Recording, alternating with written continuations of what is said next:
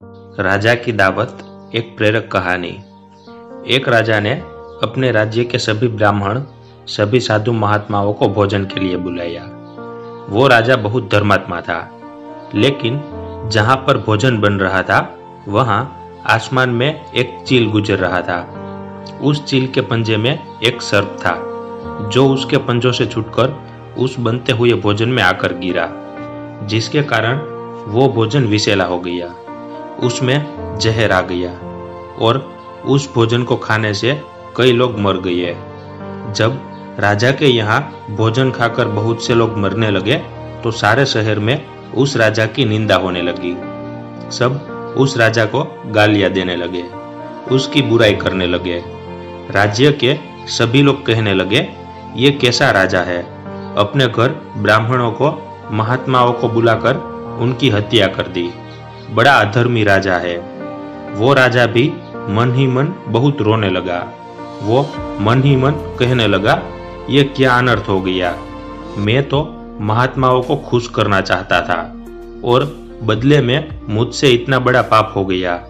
ये लोग मरकर जब परलोक में गए तो वहां पर चर्चा होने लगी कि इन लोगों की मौत का पाप किसको लगेगा। क्या ये पाप राजा को लगेगा? क्या ये पाप खाना बनाने वाले को लगेगा?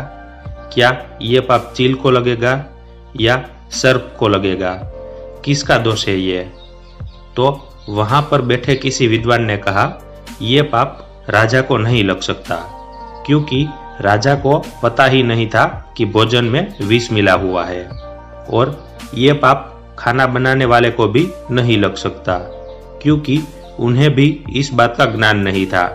और ये पाप चील और सर्प को तो लग ही नहीं सकता, क्योंकि उन्हें तो कुछ पता ही नहीं था कि नीचे क्या हो रहा है। फिर सबने प्रश्न किया, तो आखिर ये पाप किसको लगेगा, किसको सजा मिलेगी? उस विद्वान ने कहा, उस राज्य में जितने भी लोग राजा की निंदा कर रहे हैं, उसकी बुराई कर रहे हैं, इस पाप का फल उन सबको मिलेगा। क्योंकि जब किसी व्यक्ति से अनजाने में कोई दोष हो जाता है, अनजाने में कोई पाप कार्य हो जाता है और दूसरे लोग जब उसकी बुराई करते हैं, उसकी निंदा करते हैं, उसे पाप का फल करने वालों को नहीं, उसकी निंदा करने वालों को मिलती है। ये कहानी भी हमारी जिंदगी से जुड़ी है। हमारी जिंदगी में बहुत सारे लोग ऐसे होते हैं जो हमारे लिए बेवजह उल्टा सीधा बोलते हैं, हमारे पीठ पीछे हमारी बुराइयां करते हैं। हमारे मुंह पर तो मीठे बनते हैं, लेकिन हमारी पीठ पीछे हमारे लिए बहुत उल्टा सीधा बोलते हैं। अगर आपके जिंदगी में भी ऐसे लोग हैं तो आप बिल्कुल भी चिंता ना करें, क्योंकि आपसे जो भी गलतियां होती है, जो भी भूल हो जाती है, आपके उन सारे कर्मों का दोष उन सब लोगों में बढ़ जाता है।